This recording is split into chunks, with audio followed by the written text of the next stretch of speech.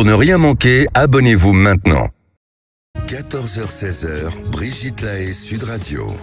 Bonjour à tous, nous sommes ensemble durant ces 2 heures, nous sommes sur Sud Radio et vous ne le savez peut-être pas, mais il n'y a pas d'un côté un corps et de l'autre côté un esprit.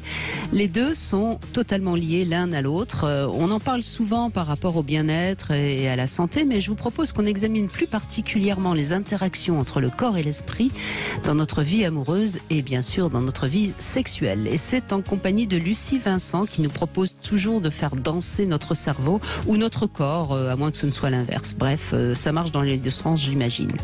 Vous l'avez peut-être remarqué, bien souvent on éprouve un désir pour notre partenaire, mais c'est alors que nous sommes loin de lui et puis le soir, en le retrouvant, eh bien le désir est éteint. Enfin, en tout cas, on croit qu'il est éteint.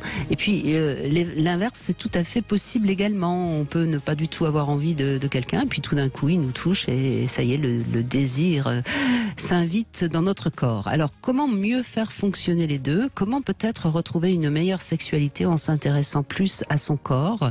On en parle ensemble et donc je vous invite à venir témoigner. Pour ça, vous composez le 0826 300 300. Bonjour Lucie Vincent. Bonjour Brigitte, bonjour à tous. Merci d'être avec nous. Vous êtes neurobiologiste, vous avez écrit de nombreux ouvrages, notamment L'amour de A à XY, qui montrait à quel point l'amour, c'est quelque chose qui est presque chimique, osons le dire. Pas presque, mais de toutes les façons, tout est chimique. Nous sommes un amalgame de molécules faites d'atomes et tout ce que nous faisons, que nous pensons, que nous érigeons comme stratégie est un résultat de l'interaction de ces molécules. Donc nous ne sommes que chimie. Et alors votre dernier livre, ça s'appelle Tout commence avec le corps, c'est sorti il y a quelques mois déjà aux éditions Odile Jacob. Je me suis basée un peu sur ce livre pour parler de la sexualité et du corps. Moi je trouve, je ne sais pas ce que vous en pensez, vous allez me le dire tout de suite, je trouve que si autant de gens ont des problèmes sexuels, c'est qu'ils ne sont pas dans leur corps. Je suis entièrement d'accord et c'est un petit peu le sens de tout ce que j'ai écrit depuis le début, que ce soit sur l'amour, sur la danse, sur les systèmes sensoriels du corps. C'est que nous sommes avant tout un corps et c'est le corps qui informe le cerveau. Et comme je l'ai décrit dans mon dernier livre qui s'appelle Tout commence avec le corps, il y a des gens qui sont plus ou moins à l'écoute de leur corps. Et il y a des gens qui sont doués pour sentir tout ce qui se passe dans leur corps.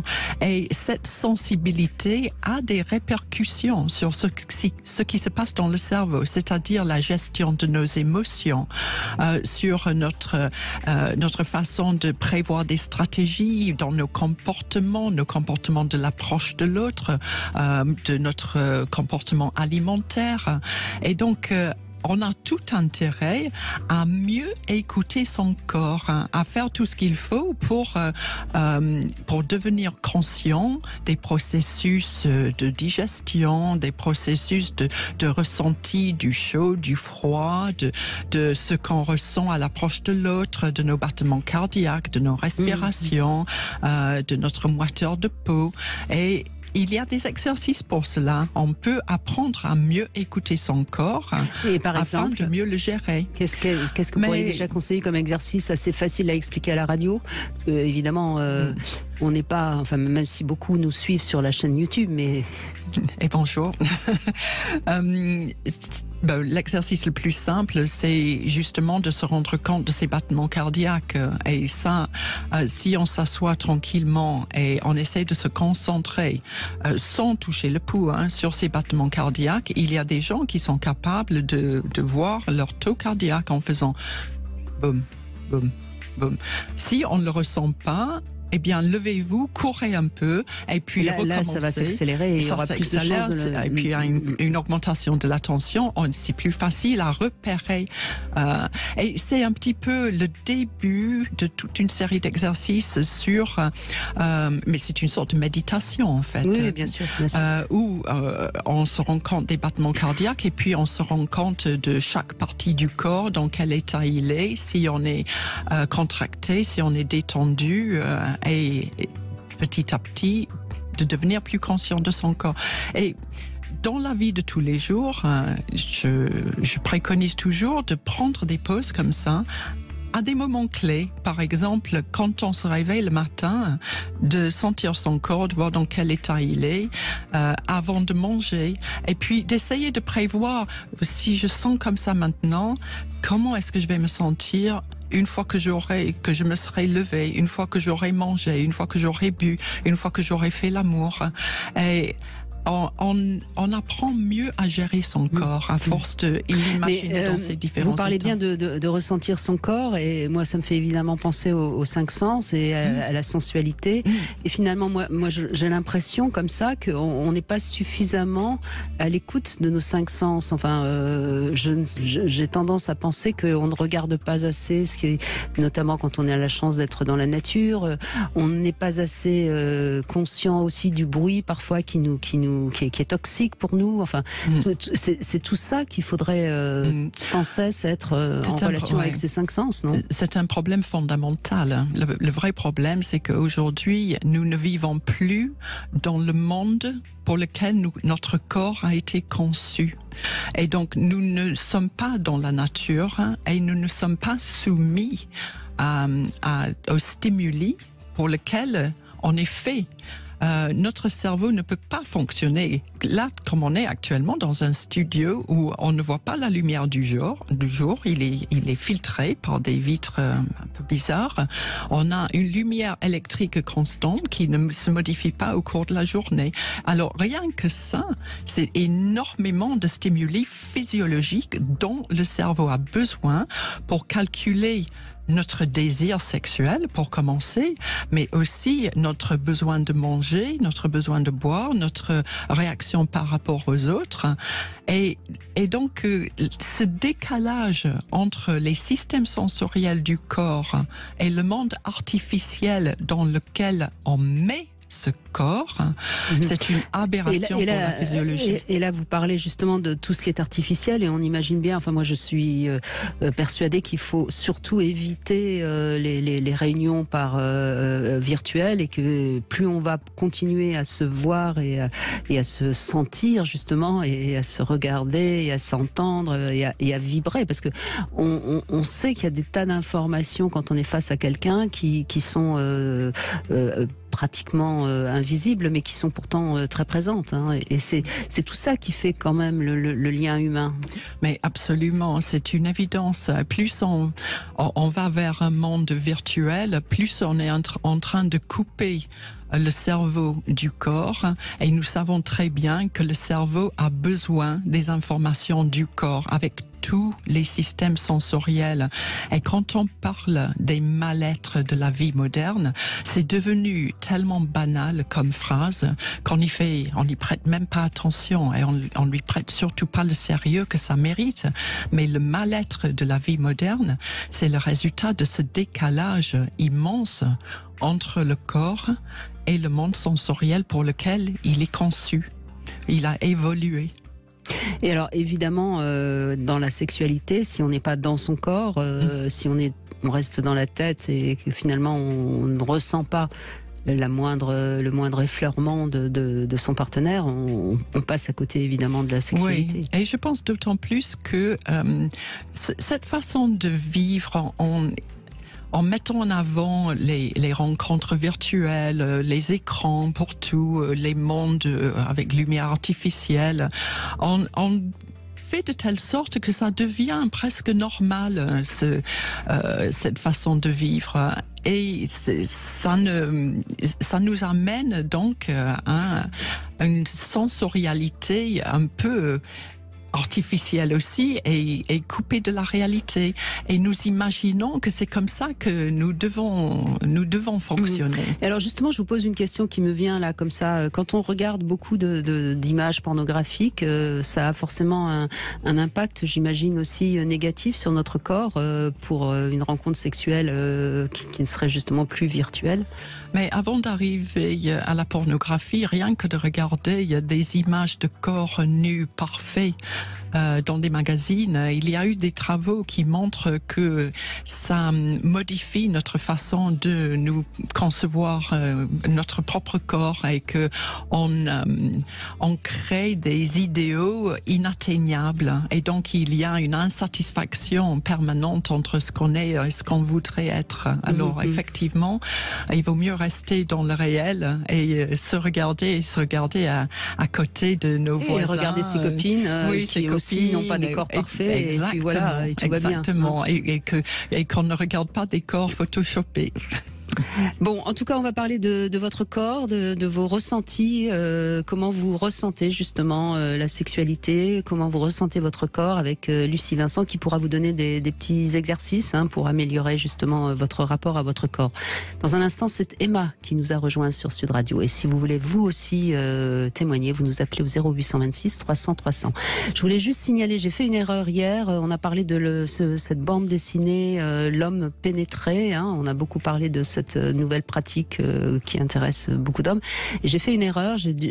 Dans ce livre, en effet, il est marqué que 98% des hommes ont accepté une pénétration anale, mais c'est 98% des hommes qui sont homosexuels. Voilà ce que voulait dire le livre. Cela dit, même homosexuels, j'ai du mal à croire qu'il y en ait 98%. Mais en tout cas, je rectifie puisque j'ai fait une erreur hier.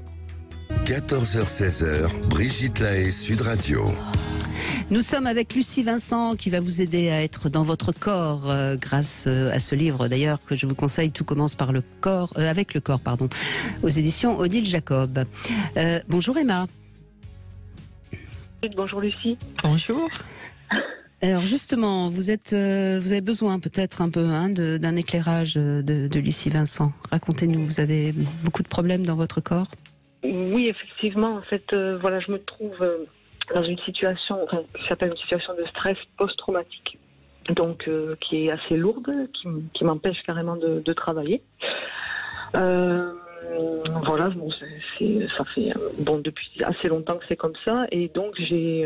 Excusez-moi, mais on peut savoir ce qui vous est arrivé, Oui, alors je. Enfin, si ça vous ennuie, vous le dites pas. Je veux pas. Oui, disons maintenant, bon, j'ai un certain âge, donc je me fais suivre, donc j'arrive à avoir un certain recul, on va dire. Voilà, c'est par rapport à, on va dire, un passé incestueux et une plainte non reconnue par la suite. Donc c'est quelque chose qui est assez douloureux pour moi. Voilà, mais j'ai toujours eu du coup un rapport compliqué avec mon corps. J'ai été anorexique quand j'étais jeune et j'ai beaucoup de mal à l'exposer. Voilà, donc ça c'est. On sait, excusez-moi Emma, on vous redonnera la parole et puis on vous gardera le temps qui est nécessaire, vous inquiétez pas. On sait que les femmes ou les hommes, parce que malheureusement il y a aussi des hommes qui subissent des abus sexuels dans l'enfance, ça rend un rapport compliqué au corps. Comment vous l'expliquez-vous justement qui travaillez beaucoup sur ces sujets? Mais je pense que pendant la jeunesse, les premières expériences qui sont fortement émotionnelles sont extrêmement formateurs pour le cerveau. Et quand on a une première expérience sexuelle qui ne se passe pas dans des conditions idéales, ça nous forme un petit peu pour la suite et ça forme notre façon de vivre notre corps et notre sexualité au tout premier degré et de première importance.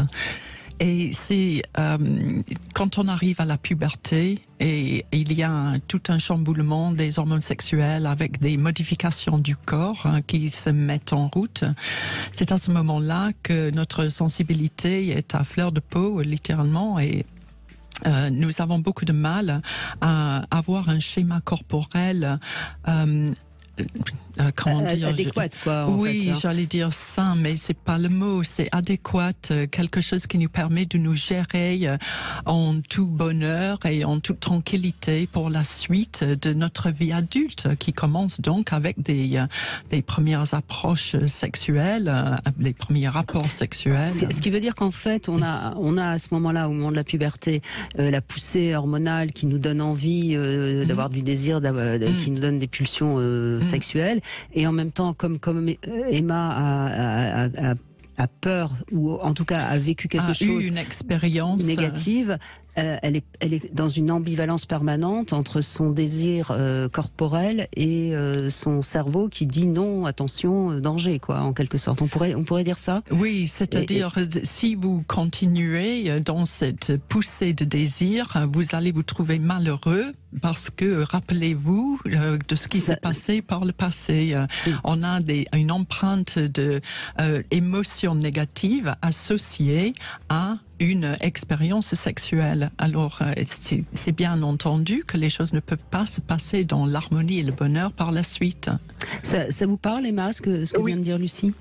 Exactement, c'est exactement ça. Voilà, c'est vraiment tout ce qui a tourné autour de ça a toujours été très compliqué pour moi. J'étais même obligée, par exemple, de boire, hein, ce qui est assez bon. De boire de l'alcool, vous voulez dire? Oui, c'est ça. Pour pouvoir accepter. Pour avoir un état altéré de conscience qui vous permette de vivre avec ces émotions qu'on ne peut pas gérer autrement par moment.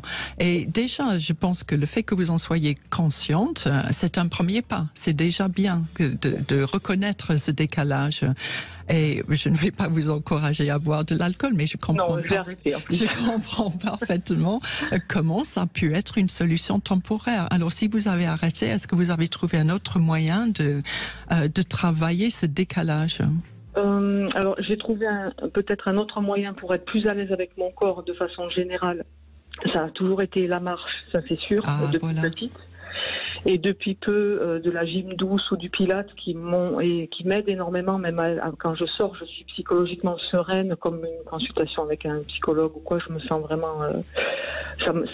ça m'aide au quotidien. Mmh. Mais par contre... Ça vous apaise, hein. Ça m'apaise, voilà, c'est ça. J'accepte plus de montrer mon corps, même pendant la séance de gym, ce qui est déjà compliqué. Mais ça me fait énormément de bien, effectivement, quand je sors. Par contre, effectivement, je n'ai pas trouvé de solution en ce qui concerne tout ce qui est rapport sexuel. C'est quand même très compliqué, même si je suis mariée depuis 20 ans avec quelqu'un et qui est très, très, très présente et qui connaît la situation, qui l'accepte. Qui est compréhensif. Qui est compréhensif, mais effectivement, et je me trouve beaucoup dans le mental, bizarrement, tout le temps. Alors, comme je suis quelqu'un qui est aussi dans le mental, j'ai dû choisir peut-être, je ne sais pas si c'est un rapport, mais donc peut-être qu'il accepte mieux. Ok. Je ne sais pas. Mais là, je vais vous parler d'une idée que j'ai beaucoup développée dans mon dernier livre et je pense être très important dans la modification du vécu du corps. Et c'est une notion qui concerne la prise de risque. Parce que ce que vous faites concernant la marche et les pilates, c'est formidable, bravo, et il faut continuer comme ça. C'est très, très important. Mais dans les activités physiques qui peuvent réellement changer notre état subconscient, il faut incorporer des actes qui comportent une prise de risque. Et je ne veux pas dire par là qu'il faut aller sauter en parachute, je suis contre, mais se mettre en position où on ne va pas tous les jours, quelque chose qu'on n'a pas l'habitude de faire, quelque chose qui nous est difficile. Et par exemple, pour moi, la chose évidente à faire, c'est d'apprendre un nouveau pas de danse. Et ça peut paraître ridicule comme risque, parce que vous allez me dire, oh mais ça c'est facile. Mais je vous assure que si vous apprenez un pas de danse que vous n'avez pas l'habitude de faire, c'est difficile au début. Il faut répéter plusieurs fois. Et ça refait bouger les neurones dans le cerveau. Pour l'instant, je suis incapable de danser. Mais voilà, et tout le monde me dit ça. Mais vous savez, Emma, personne ne naît en sachant danser les danses complexes. C'est toujours un processus d'apprentissage. Et tout type de danse, de toute façon. Mais tout type de danse, mais vous pouvez choisir votre type de danse. Et j'ai personnellement fait un site internet qui est gratuit, facile d'accès, qui s'appelle clickanddance.com, où il y a des vidéos de 2 minutes qui vous permettent d'apprendre une petite figure de danse, une petite chorégraphie. Vous pouvez le repasser jusqu'à ce que vous sachiez le faire. Et c'est la libération de facteurs de croissance dans le cerveau qui change le cerveau. On va vous retrouver, Emma, parce que je voudrais revenir aussi sur le fait que vous n'ayez pas été reconnue dans ce drame qui vous est arrivé. On vous retrouve dans un instant. 14h-16h, Brigitte Lahaie, Sud Radio. Avec Lucie Vincent, on vous aide à retrouver votre corps. Et je crois, Emma, que ce que vous dit Lucie Vincent vous a certainement déjà fait du bien. Je crois que vous n'avez pas envie d'aller danser parce que justement, vous n'êtes pas à l'aise et vous n'êtes pas en bonne harmonie avec votre corps. Mais ça vaut peut-être le coup, toute seule devant des vidéos de Lucie, écran, d'essayer. Oui, c'est pour ça que je l'ai fait, pour qu'on puisse le faire chez soi, tranquillement, en prenant son temps et en répétant autant de fois qu'il faut la vidéo pour apprendre la figure. Mais ce qu'il est important de comprendre, c'est que cet exercice est un exercice physique qui entraîne des modifications physiques dans le cerveau grâce à la libération d'un facteur de croissance, la Brain Derived Neurotrophic Factor, BDNF, qui crée de nouveaux réseaux dans le cerveau. Et une des fonctions de ces nouveaux réseaux dans le cerveau, c'est de modifier notre conscience de soi, notre conscience de notre corps et notre conscience de ce que nous sommes capables de faire avec notre corps. Et la confiance en soi, la réelle confiance en soi, pas celle qu'on vous dit, on vous disait, vous savez, vous êtes capable de tout si vous voulez, c'est une question de vouloir, allez-y, vous allez voir. Non, la réelle confiance en soi qu'on peut changer, qui s'accroît, c'est grâce à cette nouvelle conscience de ce que nous sommes capables de faire. Et chaque nouvelle figure de danse est une nouvelle, un nouveau contrôle de notre corps, de contrôle de coordination, de souplesse, d'agilité, d'équilibre. Et petit à petit, on se rend compte de cette différence. Et c'est un effet réel, je vous assure. Donc ça, c'est une première chose intéressante que Lucie Vincent vous propose, Emma. Et puis, moi, je voulais revenir sur le fait que vous n'ayez pas été reconnue. Je sais à quel point ça peut être terriblement décevant et que ça crée un sentiment de rester victime. Je crois que c'est quand même important à un moment donné que vous puissiez être en paix au moins avec vous-même. Et je crois que quand on attend trop de la société qu'elle nous reconnaisse, c'est que quelque part... On a en soi quelque chose qui bloque. Je ne sais pas si vous voyez ce que je veux dire, Emma. J'aimerais peut-être que vous développiez plus parce que vous voulez dire quelque chose en soi qui bloque. Oui, parce que finalement, vous considérez bien que vous avez été victime et que vous n'y êtes pour rien. Disons que maintenant je vis avec parce que c'était en 2000 en plus, donc c'était pas encore très à la mode en plus, entre guillemets. Mais en quoi le fait que la société vous aurait reconnu comme étant victime vous aurait apporté un plus? Vous voyez, peut-être vis-à-vis de ma famille ou de pas. C'est vrai que je sais pas, je culpabilise du matin au soir, donc je me. Eh bien, merci de dire le mot que j'attendais. Ça aurait libéré un peu votre culpabilité. Mais votre culpabilité, elle a aucune raison d'être, et c'est là-dessus qu'il faut travailler. Oui. Oui, c'est vrai que vous comprenez ce que je veux dire, parce que sinon vous restez avec un sentiment comme ça très qui est assez peu défini d'ailleurs, mais qui vous entrave dans justement dans votre capacité à reprendre votre vie en main. Quand on a ce sentiment de culpabilité pour quelque raison que ce soit, surtout quand il est injustifié, et dans votre cas il est évidemment injustifié, eh bien ça nous entrave dans notre capacité à reprendre les commandes de notre vie. Oui. C'est vrai que je me fais accompagner pour ça. Depuis peu, j'entrevois quelque chose dans ce domaine, mais c'est encore. Mais ce que je voulais vraiment vous dire, je sais que c'est pas politiquement correct et que je vais peut-être encore choquer certaines personnes, mais c'est pas grave, j'ai l'habitude. On dit trop aux gens qu'il faut qu'ils soient reconnus par la société. Et franchement, je crois que c'est ne pas aller au fond du problème. Et avant toute chose, vous êtes d'accord, Lucie Vincent ? Je crois qu'il faut que vous soyez reconnu par vous-même. Exactement. On revient à cette notion de confiance en soi. Et conscience de soi et confiance en soi. Et c'est le jour où vous vous direz vous-même, pas quelqu'un d'autre qui vous dira vous n'avez pas besoin de vous sentir coupable. Ça ne vient pas de vous et c'est pas une question de culpabilité. Vous pouvez dépasser ça, vous pouvez rentrer dans votre corps et en être fier, confiante, heureuse. C'est vous-même qui un jour vous direz Mais en fait, mais non, j'ai aucune culpabilité par rapport à mon corps. Mais pourquoi mais pourquoi je penserais ça? Et ça ne peut venir qu'avec un travail que vous faites en vous-même, en se servant de votre corps, en travaillant votre propre sentiment corporel, Oui. que ça arrivera.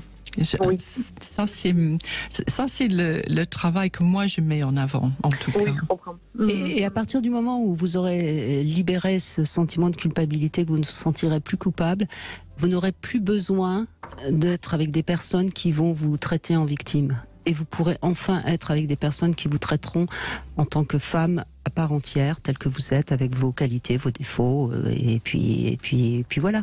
Vous voyez ce que je veux dire? Oui, je vois. Et si vous avez des personnes de votre famille qui sont toujours un peu gênées parce que vous avez révélé un secret de famille et que c'est pas bien parce que ça fait l'opprobre sur la famille, et ben ceux-là vous aurez plus envie de les voir et vous aurez pas envie, de toute façon ça vous intéressera plus. Le problème sera réglé.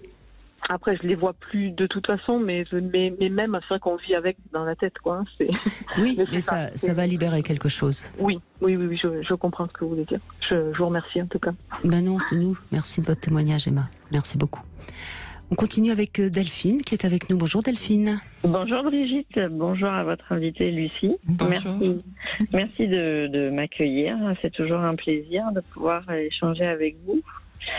Bien, moi j'ai pris conscience de l'incidence entre mon psychologique et mon physique avec une situation complexe avec mon mari qui faisait que la communication n'existait plus, ou tout du moins n'était plus entendue. Et comme je n'arrivais plus à être entendue, je me suis mis à arrêter de parler, de communiquer. Et je me suis tellement bien arrêtée que je comprimais les lèvres et je serrais les dents et je me créais des crampes au niveau de la mâchoire. Incroyable. Oui. Mais il m'a fallu 2 bonnes années pour comprendre, faire le lien en fait entre la libération de la parole et l'arrêt subi de ce symptôme. Je suis passée voir des médecins en leur expliquant ce que j'avais. On m'a envoyé chez des ophtalmos pour voir si ça venait pas d'un problème visuel.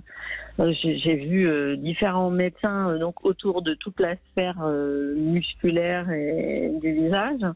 Et en fait, j'ai réalisé en m'écoutant. Je vous écoutais tout à l'heure et je me suis posée en me disant, bon, qu'est-ce qui se passe chez toi pour que quand cette douleur arrive, mais c'est infernal. Parce que ça allait jusqu'à vous faire mal. Ah oui. Ça me faisait des tensions dans le cou, dans les épaules, jusqu'à me donner l'impression qu'on allait me pousser les yeux hors du visage. Avec une pression. Vous aviez crispé comme ça pour pas que les mots sortent. C'est ça. Et je claquais ma langue au palais, je pinçais mes lèvres et je passais des journées entières comme ça parce que je voulais plus parler, parce que j'avais tellement parlé, j'avais tellement pas été entendue, écoutée. Alors, bon, j'ai su après, j'ai compris pourquoi on était dans ce système-là, mais dès lors que tout s'est déverrouillé, j'ai toute cette douleur, toute la communication est repartie, où je me suis aussi autorisée à dire ce que je ressentais à chaque moment que je vivais à ses côtés et comment ça se passait, en essayant de ne pas être accusatrice, en essayant d'exprimer ce qui se passait à l'intérieur de moi et pas lui envoyer le tu accusateur qui fait arrêter toute communication viable. Et puis j'ai compris que en parlant, ma douleur allait s'en aller. Et j'ai encore des moments où je sens cette mâchoire qui se crispe et je me dis qu'est-ce que j'ai pas dit. Et j'analyse ce que je viens de vivre. Et je dis ok, bon alors il faut que j'essaye d'éclaircir ça.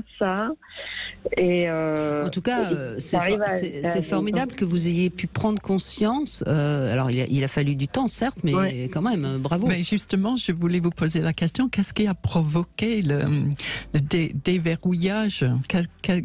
à quel moment est-ce que vous vous êtes rendu compte de ce qu'il fallait faire? Quand j'ai commencé à faire le lien déjà avec la première chose dont j'ai pris conscience, c'était le positionnement de ma bouche et de ma langue. Et donc c'était une sorte de... C'est quasi la méditation dont on parlait en début d'émission, quand on s'arrête et on fait un petit, comment dire, on regarde l'état de son corps. On dit où est-ce que je suis crispée, où est-ce que je suis particulièrement détendue. Ah oui, j'ai les lèvres pincées. Et c'est ça. D'accord. Ouais, j'ai les lèvres pincées et après je dis mais pourquoi je pince les lèvres et pourquoi je claque la langue au palais comme ça. Et il n'y avait pas meilleure solution pour arrêter de parler en fait. Et donc je fais et puis après je dis mais pourquoi je fonctionne comme ça. Alors j'ai compris que j'avais cette impression à un moment donné de trop lui parler à mon mari en fait et que je le saoulais avec mes recherches de solutions, de liens. Je recherchais à recréer du lien en fait entre lui et moi. Et j'ai eu cette impression où je lui parlais trop et que je le saoulais et qu'il savait plus comment se sortir de tout ce flot d'informations. Et je me suis verrouillée. Et j'ai verrouillé la bouche. Et le seul moyen que j'avais, c'était de verrouiller la bouche, en fait. Mais à partir du moment où vous vous êtes dérouillé la bouche, comme vous dites, c'est quelqu'un qui vous a appris à reformuler votre conversation ou toute seule, vous avez trouvé la solution dans votre approche? Et vous êtes toujours avec lui, au fait Oui, on est toujours mariés. Bon. Et on est toujours mariés et ça me faisait rire parce que je vous entendais parler avec le témoignage juste avant.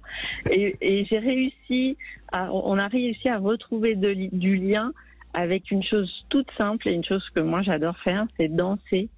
Et quand on se perd ou quand j'ai l'impression qu'on se perd, que le lien se détache, je vais chercher des musiques spécifiques. Je l'attrape dans la cuisine et je danse avec lui. Alors, là, c'est drôle. Ça crée une toute autre relation et le lien se recrée. Justement, restez avec nous Delphine, on va dans un instant poser la question à Lucie Vincent. Danser avec son partenaire, est-ce que c'est un bon moyen justement de retrouver la sexualité, de retrouver du lien? On se retrouve tout de suite 0826 300 300. Venez aussi nous raconter vos expériences du corps si vous en avez envie. Sud Radio. Sud Radio. Parlons vrai. Parlons vrai. Sud Radio. Parlons vrai. 14h-16h, Brigitte Lahaie, Sud Radio. Nous retrouvons Delphine. Alors Lucie Vincent, je suis sûre que quand vous entendez Delphine qui grâce à la danse a retrouvé la communication, en tout cas corporelle avec son mari, vous buvez du petit lait.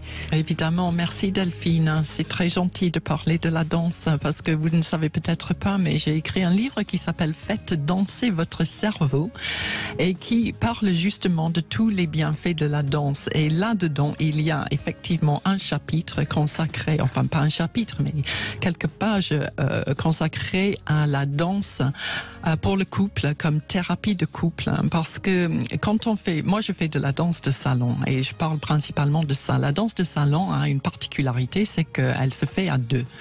Et il y a un meneur et un suiveur. Et on a tendance à penser que c'est le meneur qui fait tout et le suiveur se fait un peu tirer de droite et de gauche, etc. Mais un vrai travail de danse de salon, c'est pas du tout ça. Suivre est un travail de détail qui demande énormément d'intelligence. Et pour qu'on danse bien à deux, donc il faut que le meneur fasse bien son travail, que le suiveur fasse bien son travail pour avoir un résultat harmonieux, beau à regarder. Mais on peut inverser les rôles ou bien c'est Mais bien sûr, oui. Moi, je suis très souvent dans les cours, je suis très souvent meneur parce qu'il manque d'hommes dans les cours de danse. Alors, comme on dit, je fais l'homme, mais en fait, je fais le meneur dans les cours cours de danse. Et c'est drôle d'ailleurs de voir l'attitude des femmes envers moi quand je suis meneur dans les cours de danse. Ça m'amuse énormément. Mais ça, c'est tout un autre sujet d'émission. Pourquoi pas, non, mais vous voulez dire que tout d'un coup, elles sont attirées par vous? Ah oui, tout d'un coup, elles flirtent avec moi. C'est drôle. Mais pour revenir à notre sujet, donc ce travail de détail, de meneur et de suiveur demande une communication intense. Mais ma question c'était, est-ce que danser, ça peut améliorer la sexualité dans un couple? Oui, mais c'est justement là où j'en viens. Cette communication entre les deux corps est une nouvelle façon de communiquer, parce qu'on a l'habitude de communiquer par la parole, par des crises, par les engueulades, et on a aussi l'habitude de communiquer par les caresses au lit. Mais là, tout d'un coup, on est dans une autre situation d'intimité. Et on peut avoir cette situation d'intimité entre deux étrangers. Hein. Mais dans un couple qui a l'habitude de coucher ensemble, c'est d'autant plus intense. Mais c'est une autre forme d'intimité. Et donc, on aborde le corps de l'autre autrement. Et l'autre répond autrement que dans ses habitudes. Et donc, on apprend à connaître le corps et l'intimité du corps d'une nouvelle façon. Et ça crée une nouvelle approche. Et chacun sait, ou si vous ne le savez pas, je vous expliquerai avec une autre type d'expérience, que la nouveauté est extrêmement attirante en sexualité. Oui, ça on le sait, bien sûr, voilà. La surprise, la nouveauté. Alors Delphine, justement, vous, grâce à la danse, vous avez réussi à nouveau à communiquer. Enfin, il y a des moments où je sens que la communication verbale est verrouillée parce qu'on se comprend pas, on parle pas la même langue, même si on parle le français. Il y a des moments où on parle pas la même langue. Exactement. Eh bien, j'ai pris cette habitude-là d'aller chercher un chanteur particulier, que je choisis une chanson et je l'attrape et je danse et je fais un grand sourire et je l'embarque avec moi et je lui fais maintenant on va trouver la solution parce qu'on va danser, parce qu'on va se comprendre.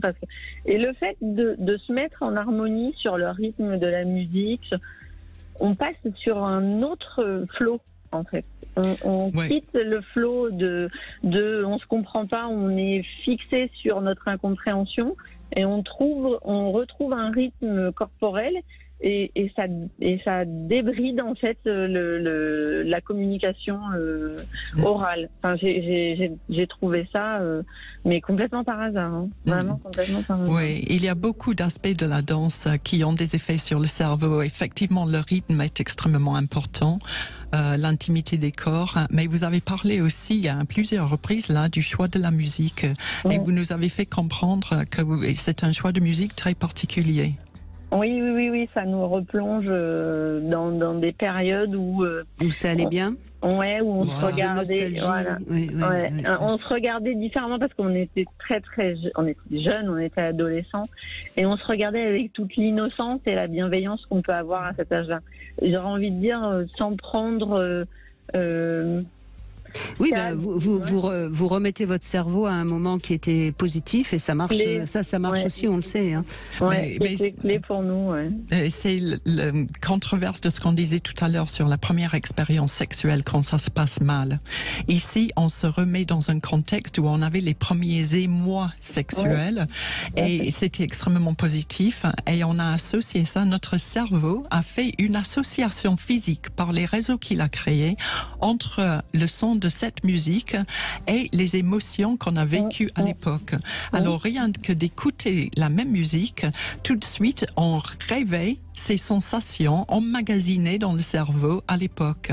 Et donc, on vit quelque chose de très positif avec le partenaire. C'est une sorte de flashback qui vous remet dans une ambiance positive par rapport pour votre couple, en quelque sorte. Et donc, on retrouve notre façon de voir le partenaire de cette époque-là. Mais vous parlez beaucoup de la danse, c'est très bien la danse, Lucie Vincent, mais est-ce que le fait de faire quelque chose ensemble, par exemple aller marcher, faire du ski, ou je ne sais pas, aller prendre une barque et ramer ensemble. Est-ce que ça n'aurait pas aussi cet effet de redonner de la communication corporelle et donc de la communication dans le couple? Mais bien sûr, c'est toujours très positif de faire une activité ensemble, une activité J'ai compris agréable. pas le saut et l'élastique ensemble, ça j'ai compris. Moi aussi, c'est ça qui vous plaît. Après tout, c'est moi personnellement, j'aime pas ça, mais c'est vrai que tout genre d'activité, surtout si c'est une activité qu'on a fait ensemble par le passé et qui a créé ces associations dans le cerveau, tout est positif et très bon à faire. Mais la danse, ça a quelque chose de particulier à cause de tous les effets liés au mouvement en rythme, au toucher physique, au fait de bouger en synchronie l'un avec l'autre. Il y a beaucoup d'aspects de la danse qui sont extrêmement constructeurs. Oui, mais il y a plein de gens qui auraient peut-être envie d'autre chose que de la danse. C'est pour ça que je posais cette question. Mais c'est parce qu'ils n'ont pas encore essayé la danse. Oui, non, mais d'accord. Lucie Vincent, vous n'allez pas faire danser la France entière. Mais pourquoi pas? Remarquez, ce sera mieux que les manifestations. Je suis d'accord. Il y a beaucoup de citations qui disent qu'on n'aurait pas de problème dans le monde aujourd'hui si tout le monde dansait. Bon, en tout cas, Delphine, bravo. D'abord, bravo parce que vous avez réussi à faire une petite introspection vous-même. Et ça, je trouve que c'est déjà très, très bien parce que ça prouve que vous êtes très, très fort, vraiment, capable de vous repositionner, vous, par rapport à vous-même. Et donc, ça, c'est bien. Et puis ensuite, vous avez trouvé la solution aussi toute seule pour redonner à votre couple un second souffle. J'essaye, je vous écoute beaucoup. Donc ça fait peut-être aussi son effet. Continuer à expliquer tout ça. Hein. Et je suis sûre que l'information n'arrive pas toujours du premier coup, mais d'un seul coup, on s'aperçoit que ça fait cause à effet avec ce qu'on a entendu. Donc alors ça c'est clair, Delphine. Je crois qu'on aurait tous intérêt, quand on a quelque chose qui nous fait mal dans notre corps, à nous poser quelques minutes et à juste essayer d'y mettre du sens. Après, je ne dis pas qu'on trouvera, mais au moins, on aura essayé. Oui, tout à fait. Absolument. Oui, comme dit Delphine, si ça n'arrive pas la première fois, à force de refaire et refaire, on finit par trouver. Oui, c'est ce que j'ai fait. Oui. Je cherche, je continue à me construire et à accepter mon corps. Ça a été un vrai travail parce qu'il y a encore quelques années, je l'ignorais complètement. Mais j'ai avancé en prenant conscience du mien. J'ai pris conscience qu'il fallait que mon mari en prenne conscience aussi du sien. Donc, on essaye d'avancer tous les deux, mais on nous apprend pas, en fait. On nous explique pas tout ça, toute cette conscience émotionnelle et corporelle quand on est tout gamin. Et du coup, maintenant, j'ai fait assez attention. Et puis, c'est compliqué de communiquer entre les hommes et les femmes. On n'a pas le même mode. Vous avez parlé de langage, et c'est vrai qu'on parle pas tout à fait la même langue. C'est vrai, mais ce qui est important, si vous sentez que vous avez besoin, je le dis pas pour vous, puisque vous avez trouvé la solution, Delphine, mais si vous sentez que vous avez besoin de communiquer plus et que vous avez un mari ou parfois une femme un peu introvertie ou en tout cas incapable, je crois que c'est important de pouvoir sortir quand même ses émotions, soit en l'écrivant, soit en parlant à quelqu'un d'autre, soit en parlant à voix haute. Enfin, les mots doivent sortir. De toute façon, on a besoin de dire ce qui ne va pas. C'est très important et il y a des formules pour en sortir. Si on ne trouve pas par soi-même, on peut se faire aider pour trouver les formules des phrases qui nous aident à être mieux entendus par l'autre. C'est tout le travail des thérapeutes. Et effectivement, le fait de ne pas parler, comme nous disait Emma tout à l'heure, qu'elle a commencé à ne pas parler du tout, ce qu'on peut appeler bouder, ça s'appelle stonewalling et c'est un des 4 chevaliers de l'apocalypse dans le couple et c'est un très très mauvais signe. Il faut à tout prix retrouver le chemin de la communication. Évidemment. Merci beaucoup Delphine. On fait une petite pause, le temps des infos bien sûr, et puis on vous invite aussi à venir nous parler de votre corps au 0826 300 300. Petite devinette, quel est le point commun entre un mensonge et le sperme? Lucie Vincent, la réponse c'est tout de suite après les infos. J'espère que la réponse vous fera autant rire que la question. Sud Radio. Parlons vrai. Parlons vrai. Sud Radio. Parlons vrai. Sud Radio. Parlons vrai. Pour samedi. Radio. On continue à parler de votre corps, ou plutôt vous venez parler de votre corps sur Sud Radio au 0826 300 300. Lucie Vincent est avec nous. Vous êtes passionnée par tout ce que vous découvrez. Vous êtes neurobiologiste forcément, donc et votre dernier livre Tout commence avec le corps. C'est aux éditions Odile Jacob. Je précise que dans ce livre, il y a tout un passage intéressant si vous êtes parent, où vous racontez comment vous pouvez aider vos enfants justement à être dans leur corps. Et si vous avez des questions à poser à ce sujet à Lucie Vincent, vous pouvez nous appeler tout de suite au 0826 300 300. Alors ma devinette, elle est intéressante, le point commun entre un mensonge et du sperme. Ouais, on est très tenté de parler du masculin quand même. Ah bah oui, c'est un peu ça. Dans les deux cas, c'est un peu difficile à faire avaler à sa femme. Je vous avais dit, la réponse est aussi drôle que la question. Bonjour Karen. Bonjour à toutes les deux, mesdames. Bonjour. Merci d'être avec nous. Je vous en prie. Merci Alors justement, vous avez envie de nous raconter ce que vous a dit votre thérapeute, qui pense que vous n'êtes pas très en relation entre le corps et l'esprit. C'est un euphémisme. Oui, très très peu en relation. Alors quand elle me disait qu'il fallait effectivement que je connecte ma tête au corps, pour moi c'était quelque chose de complètement abstrait. C'est un peu comme si on avait donné une fourchette à une poule. Je savais pas ce dont elle parlait. D'ailleurs, il y a eu un moment où je me suis un peu butée parce que je dis dites-moi quoi faire, dites-moi ce que je dois faire parce que moi je comprends pas. Et c'est vrai que j'essaye petit à petit, mais c'est très très difficile. Et je pense que ce que disait Delphine tout à l'heure est très juste. On n'apprend pas quand on est enfant à être connecté à soi-même. Et quand on n'est pas connecté à soi-même, c'est toute notre vie qui... Alors, Karen, je crois que ce qui est important, excusez-moi, oui. Quand on est enfant, quand on est tout petit, on est dans son corps et on ressent les choses et on a des émotions qui sont impossibles à rationaliser parce qu'on n'a pas encore la capacité à rationaliser. Et c'est parce que nos parents ne nous reçoivent pas avec nos ressentis et nos émotions, qu'on va fabriquer une sorte de système qui va faire qu'après, en effet, on ne ressent plus rien. Et c'est tout un réapprentissage qui va être nécessaire, en effet, après la puberté. Et pour devenir adulte, on est obligé presque de se remettre au monde, si je puis dire. C'est un peu ça, Lucie Vincent. Je pense que ça contribue beaucoup au problème, oui, c'est vrai. Mais j'ai envie de demander à Karen, moi, comment est son mode de vie ? Est-ce que vous allez dans la nature ? Est-ce que vous vivez à la campagne ? Est-ce que vous faites des activités physiques ? Comment est-ce que vous mangez ? Tout cela est très important pour commencer. Alors, la nature, oui, c'est quelque chose qui est très présent. Je ne vis pas à la campagne, mais j'y vais au moins tous les week-ends et j'ai la chance d'habiter pas très loin de la mer. Donc les promenades au bord de la mer, c'est quelque chose de très fréquent. Mais en fait, c'est surtout que je